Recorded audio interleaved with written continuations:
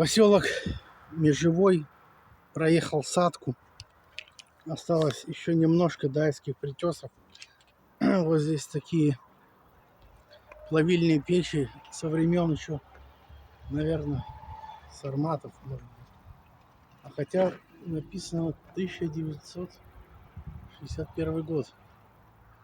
Ну, короче, это плавильные печи, здесь плавили. Ну, хотя, может быть, и со времен сарматов, которые вот в Баландино были. Ну, вот здесь что-то плавили. Я, ладно, потом в описании найду информацию в Википедии и посмотрю, когда они были сооружены. Вообще шикарно на поселок. Далее будет еще лучше.